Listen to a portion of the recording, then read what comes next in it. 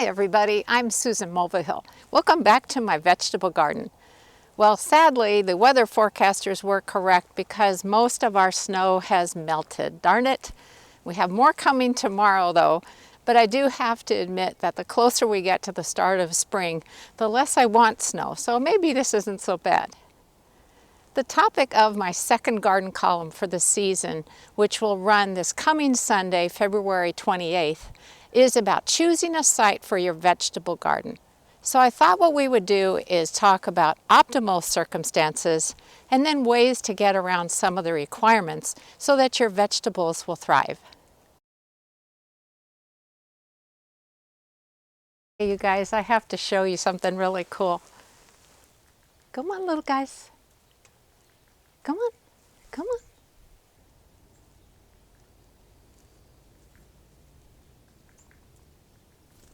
Is that cool or what? So that was a little black Cap Chickadee, and they are so tame, and they know that we're going to bring out a little bit of seed for them every now and then, and they come and land on my hand. I love it. I'm standing in the middle of our vegetable garden, and as you can see, we really like raised beds. They are fantastic for growing veggies. But the main thing I wanted to show you is that this is a pretty open area. We do have some trees. We try to make sure that they don't shade the garden. We have some hedges. We prune them down a little bit so that there isn't too much afternoon shade. And really the important thing you need to know about growing vegetables is that they need a good 6 to 8 hours of direct sun per day. For a lot of folks, that's no problem at all, and for some folks, that is a bit of a challenge. When you start to look through your yard to decide where you're going to plant vegetables, it's really important that you understand how the sun moves across the sky. And so that means understanding which direction the points of the compass are. So in our case, that way is north, so south. This way is east, and that way is west. So the sun is going to be going up and over the garden this way, and that is really ideal. Now, during the winter months, the sun is lower in the sky, but this time of year, here we are late February, it's starting to get up a little higher, and during the main part of the growing season, that sun is going to be right overhead, which is great. So first thing you want to do is just figure out which way is the sun going to move across the sky. Another thing is if you can avoid being near trees that are going to cast a lot of shade, or a building perhaps that's going to shade your area, take that into account. However, what you can do is if you have a building that is on the north side of your garden spot, and especially if it's been painted white or another very light color, what that can do is reflect more light onto your garden and perhaps even give a little bit of warmth too. So that is one way you can get around some of the light requirements because that reflection from the building can work to your advantage. Another thing you might consider doing is growing vining types of vegetables up and over some type of a trellis. Maybe the situation in your garden is that it's a little shadier down low, but as the plants grow vertically, they get into more sunlight, and then they'll do a lot better. So what I'm referring to when I say vining types, that would be things like winter squash, pumpkins, cucumbers, melons, beans, and peas. So this is something that we did last year. This is a livestock panel, also known as a cattle panel. And what we did is we put it over a pathway between two raised beds, and then we staked it with some heavy-duty metal fence posts. This has a lot of tension on it, so you do need to be very careful to use heavy-duty posts or stakes of some sort. But this has worked really well for us. Last year was the first time we did it, and that worked great. But for years I've been growing our pole beans on a series of trellises to create an arbor, and they also grow on either side of a pathway up and over.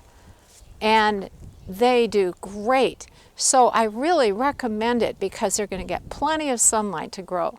Now let's say that you just plain can't find a spot in your yard that gets at least 6 to 8 hours of sunlight a day, but maybe it's just a little bit less. Consider growing some types of vegetable crops that are a little more tolerant of some shade. And I don't mean full shade, but less than the 6 to 8 hours of sunlight that I'm recommending. And I had to make a list because it's a lot of different types of crops. Beets, bok choy, broccoli, cabbage, carrots, celery, Swiss chard, Chinese cabbage, kale, kohlrabi, leeks, lettuce, mustard, scallions or green onions, spinach, and turnips. So that's a lot of options there. So think about that too. There's something I wanted to point out that you might find interesting. We created this vegetable garden 30 years ago, and I cannot believe it's been that long already. But at the time, we didn't know that the optimal direction to orient our beds was north-south. So I told you how east is that way, west is that way. Yep, all of our beds are oriented east-west. The idea behind north-south is that as the sun moves through the sky, there will be a shorter period of time that plants are in the shade of their neighbors. Well, I think what happened with us is we lucked out because we have 3-foot wide pathways between our raised beds, and then the main pathways between each row of raised beds is 4 feet wide. And so we feel that it's a very short period of time that any plants are shaded as the sun is moving across the sky. So we're okay with this orientation, but I did want to mention that in theory, the more ideal orientation for beds is north-south. Now before we move on, I wanted to clarify something. I'm sure there are some of you wondering what in the world all of those white pipes are on the outsides of our raised beds. Those are 10-inch long pieces of 1-inch diameter PVC pipe. They've been clamped to the sides of the beds at 2-foot intervals, and that's because we will often use hoops over the beds during the course of the garden season for a couple of reasons. If it's early in the season, we probably will have a floating row cover over it, and that is a lightweight fabric that provides a little extra warmth both on the beginning and the end of the garden season. We also will cover certain crops that are very susceptible to damaging insects. For example, cabbage worms and aphids love cabbage family crops, so things like broccoli, cabbage, cauliflower, kale. And if I put some floating row cover over the bed, that acts as a physical barrier to keep those damaging insects away from the plants. And those plants don't need to be pollinated, so the cover can stay over them for the entire season. So that's what those pipes are there for. We decided to put them on the outsides of all of the beds because we rotate our crops every year, and that way, no matter where we plant something, we will always have the ability to put hoops over the beds if we need to. If the only sunny spot in your yard is a patio or a deck or a balcony, by all means grow your veggies there. They grow really well in pots and different types of containers. So use that as an option and just take advantage of that sunshine. Now, one thing you're looking at is my elevated raised bed that I grow herbs in.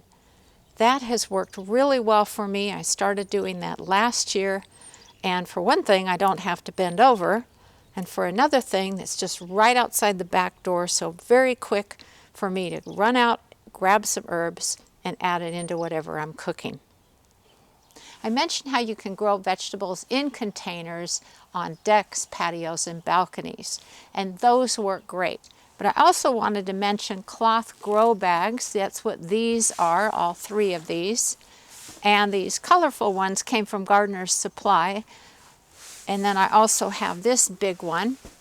So these are very easy to find both in garden centers and online, all sorts of suppliers.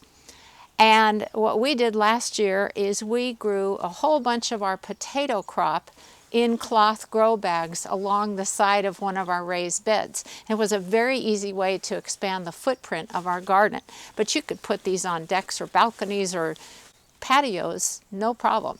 So this is something else you can consider using to grow your vegetables. These would accommodate all different kinds of veggies, tomatoes, peppers, eggplants, you name it. Now you know all of the different ways that you can grow vegetables no matter how little space you have. I hope this video was helpful, and I really want to encourage you. If you have not grown vegetables before, make this the year that you do. It is so rewarding, it's a great skill to have, and you will have so much fun doing it. I'm here to help you figure it all out. Thanks so much for watching, everybody. I'll see you next week. This is just a friendly reminder that I have a brand new book coming out, the Vegetable Garden Pest Handbook. I wrote it for all levels of gardeners, from beginner to master gardener. This will help you identify both the good bugs and the bad bugs in your garden and provide you with all sorts of methods for dealing with the bad ones using effective organic controls. This is going to be such a great resource for gardeners. If you pre-order it now, you will receive special bonus content that is not in the book and can't be found elsewhere.